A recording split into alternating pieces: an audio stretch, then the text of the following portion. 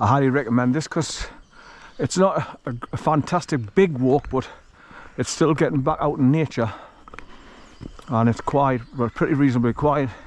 You've got the odd people coming along with their dogs, but it's not massive traffic of people.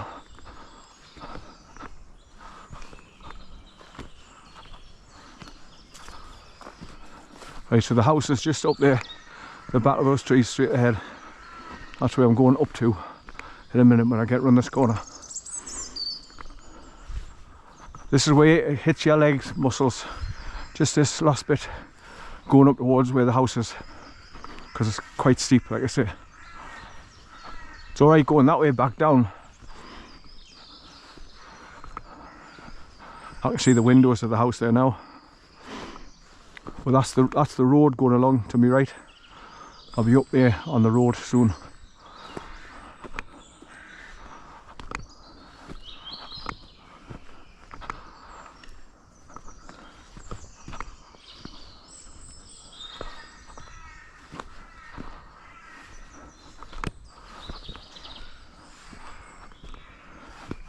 Right, so the track bends round the right and goes uphill to the gateway that you go through to get on the road.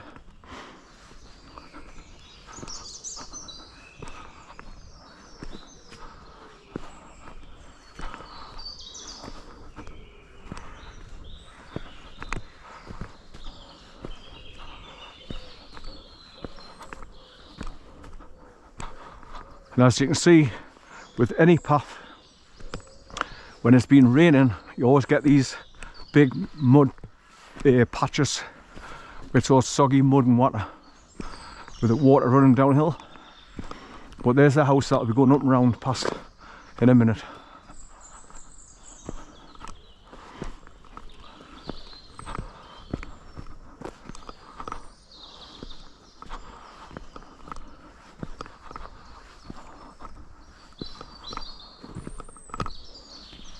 Listen to all those birds.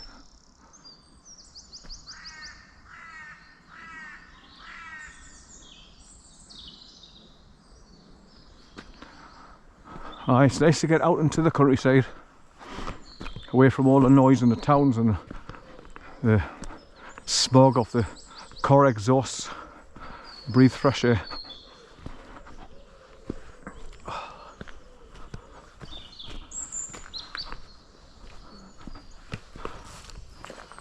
Right, so this is the first mushy part of the path that I've hit so far. Pooh, it stinks and all.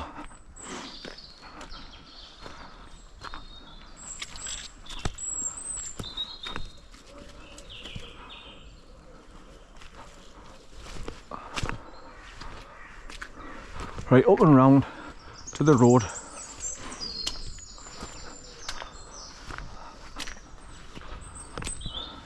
Right, best foot forward, keep pushing.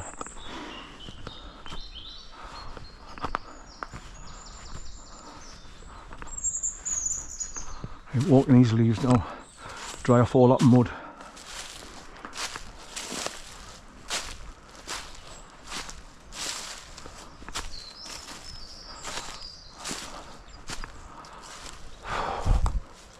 Yep, getting to this point here is quite difficult. My calf muscles at the back are pulsating.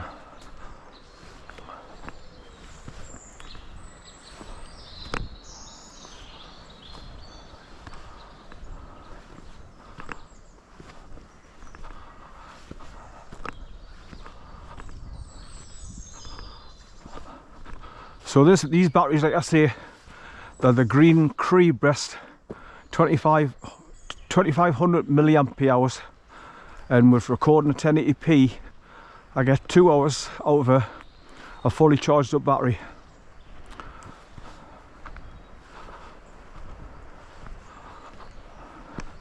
Right, when you see this bit fencing off the track going into the forest, you know you're back at the road. Where this tape is, look.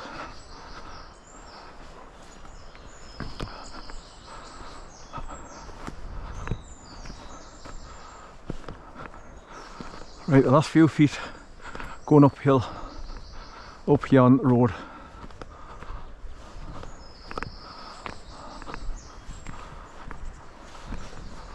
Through the stile.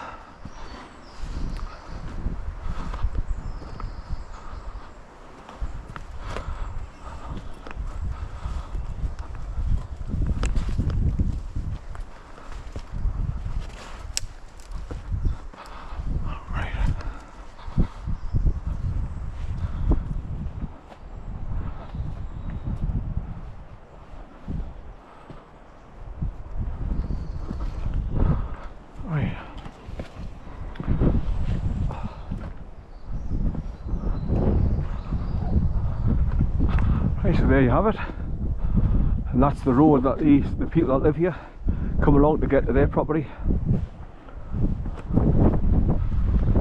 There's their car, 3 going in their own grounds there behind, and there's the road way going away behind, because I'm going around this corner now, and I'm going right along that road that'll take us to the big CROXDALE Hall mansion. Right. So that's where I've just come up.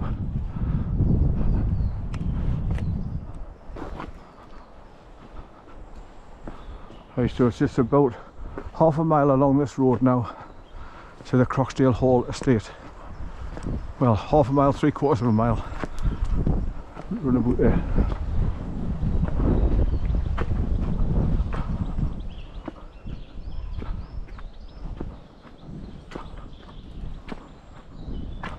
The old bell on the wall there.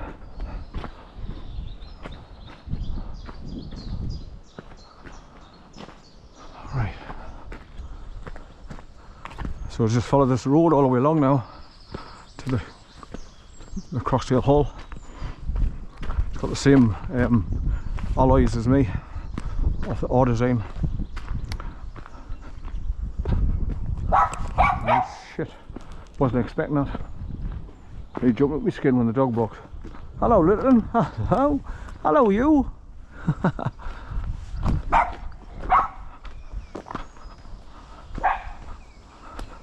always say hello to dogs, no matter what size they are or whatever. I always greet them. Like I say, I've had dogs all my life, so I love dogs.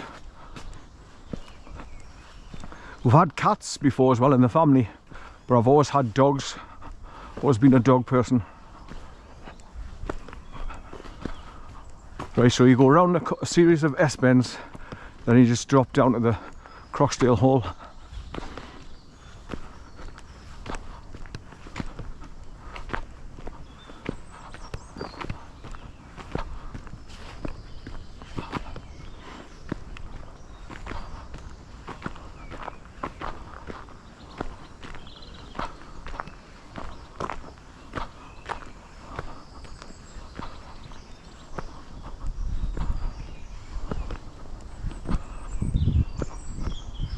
Right, so I've just come up from right down there, where the wetlands are down there.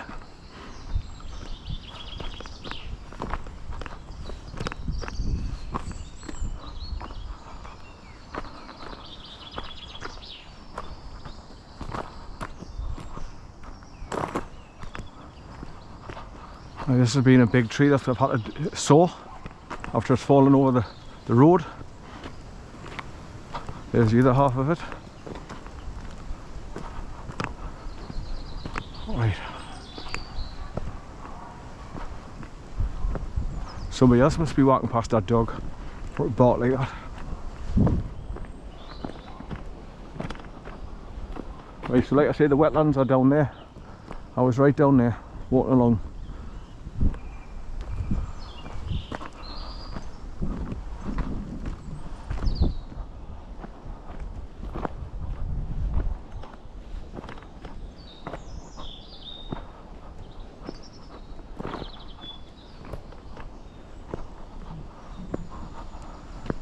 You go through some old barns and outhouses as well, just before you get to the mansion.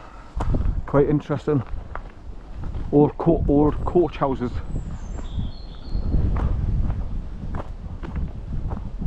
Where they would have stored animals after people rode horses and carts to get where they're going and stop overnight and put the horses into rest in the coach houses before they start off the next journey the next day.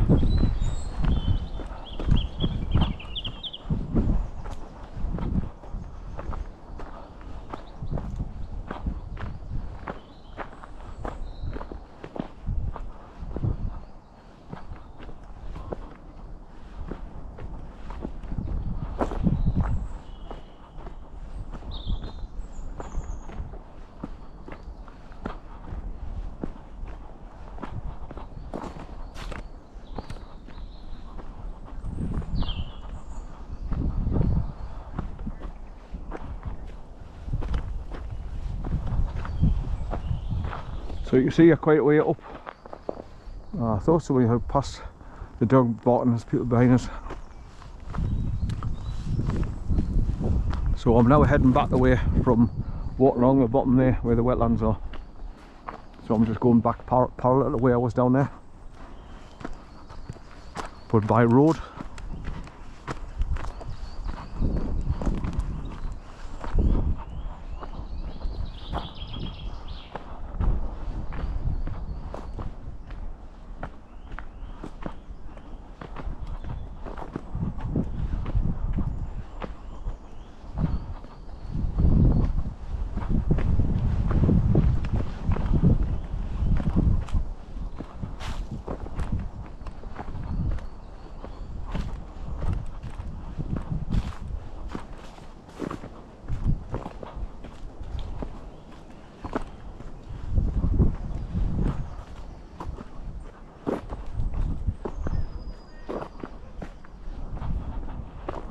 If I remember rightly, when I got to this bit here where the wooden railings are, there's a bit of a stream comes running down from the left and it runs downhill quite fast. But like I say, you go around S-bends and eventually you get to the hall after passing some old buildings.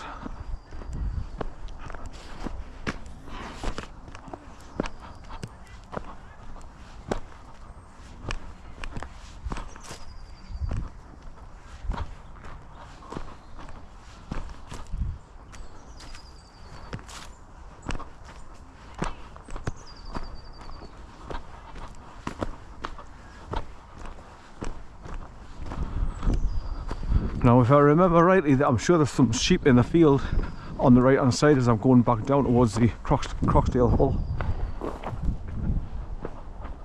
They mightn't be there today though.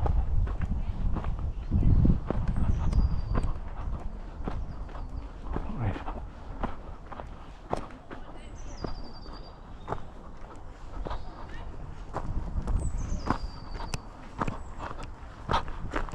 Right, other people coming this way. They've got a dog.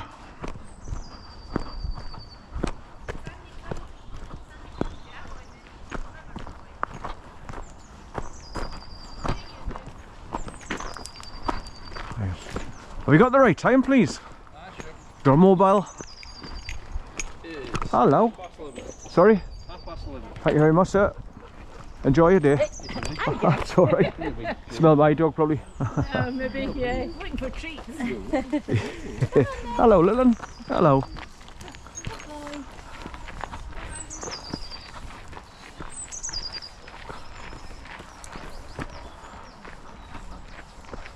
My sister's English bulldog is one of them French, wherever they are, at the top of the street and shit. That's the one that she hates, and she goes at it when it's at the gate.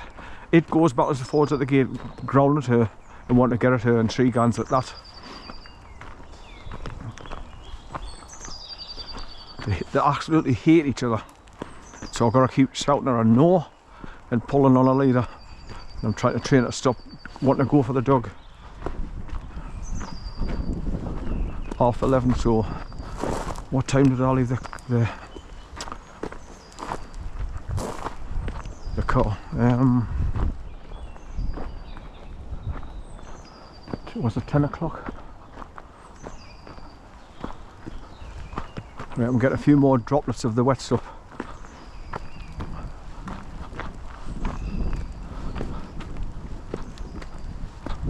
Now she's walking along with a doggy poo bag.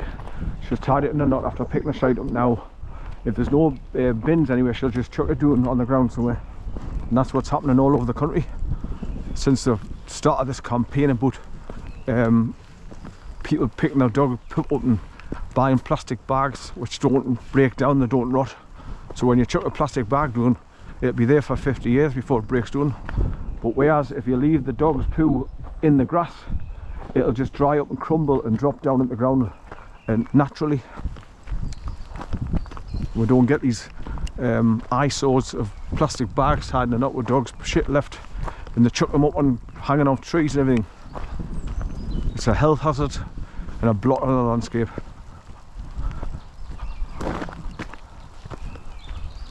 Right, the water droplets are getting heavier now, so the weatherman was right. It says it was going to possibly rain in the afternoon, so by the time I get to the car, that's enough for me. I'll be knackered anyway, my legs are telling us I've done enough now anyway. But like I say, it was just to come out and do a recce for a couple of hours, that's it. Nothing special. And at the same time, it gives us the opportunity to see how I'm doing these recordings when the camera's up on my cap. I've just got to make sure it's pointing pretty much straight ahead or even slightly down, so I'll get bits of the sky. I'll also get left and right, and I get the ground that I'm walking on,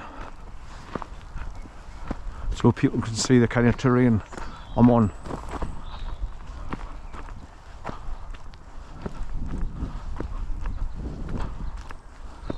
Here's another one of these unusual climb over turnstiles. But this is where that water river was, the stream was running downhill fast on the left hand side of the road here when it was raining day after day. And obviously you go downhill here now, and that's why it was come pissing down there fast down the grove there on the side of the road.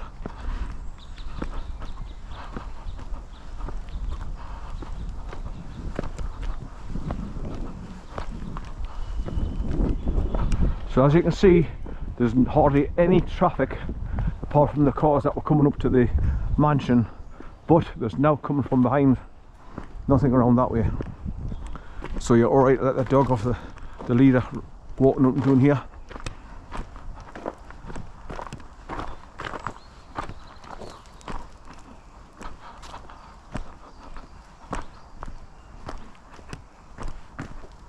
Right, so if you look straight ahead, slightly over to the left over the privet there, you can see those outbuildings I was telling you about, the old coach houses.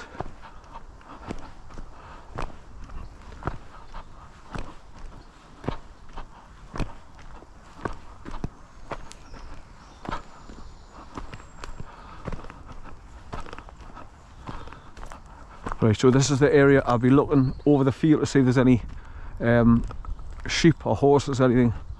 And if there was, I'll be putting him on his leader, but there's nothing. There's another gate at the bottom.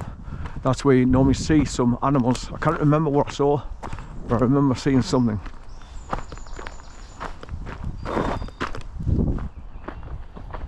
There's a bit of a pond just down there to the right.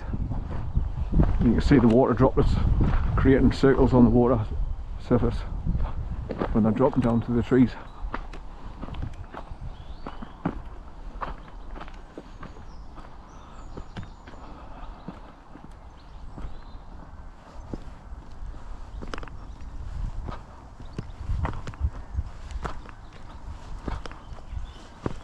There it is, little pond.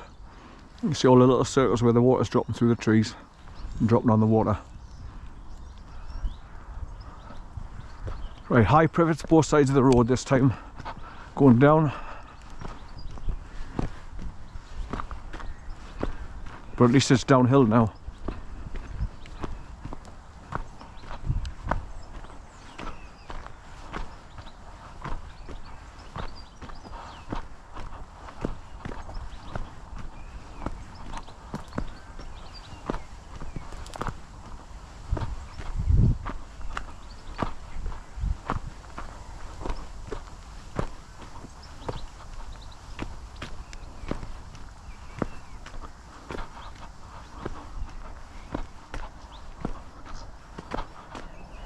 Right, so there's the outer buildings straight ahead.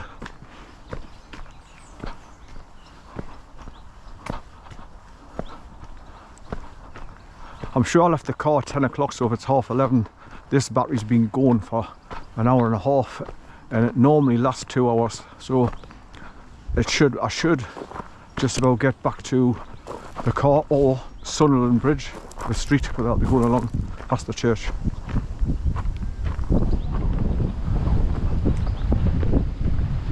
That wind's picking up again now.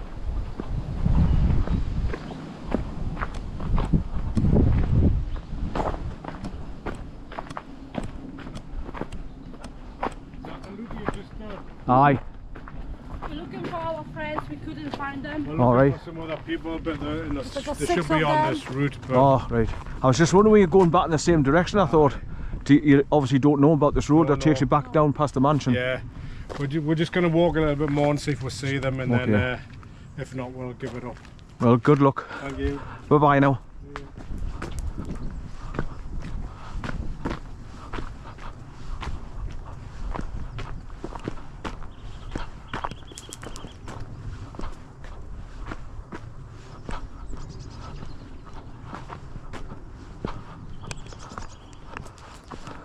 They look like either Romanian, like gypsy type people, travelling caravan people.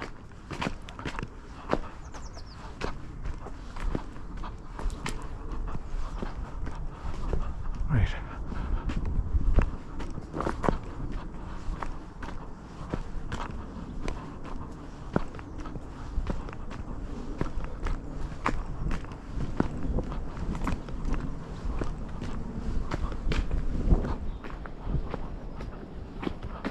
These old coach houses are fascinating.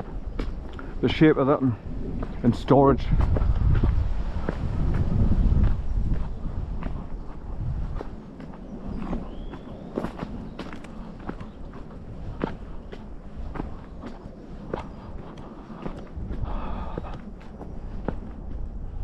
So you can see where the tractors come along here every now and again with those rotating blades, and they cut all this heavy duty privet back because it scratched the cars going along here because of thicket.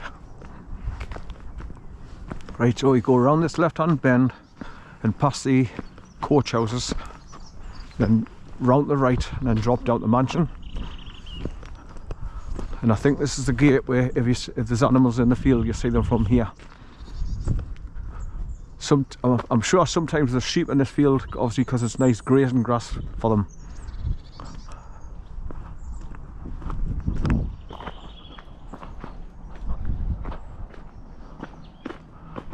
Lots of bullfinches flying around.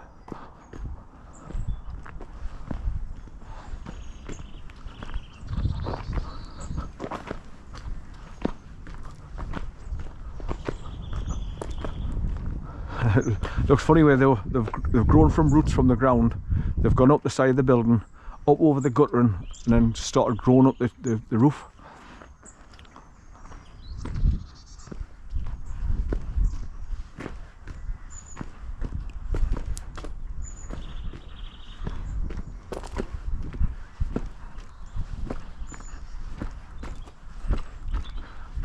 Little blue tick just on above my head there. Come up from that hole there, so it's got its nest in there.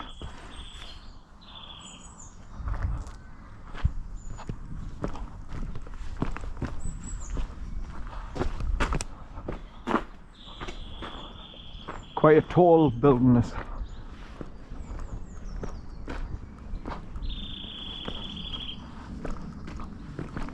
And this is where the other place where those cars that were coming up as I was walking in the first place, they come up here to these houses here where people live as well. But these would have been all storage places, and like where they kept horses and that for a rest overnight, where they've just done a long journey coming up the country or down the country to visit many moons ago.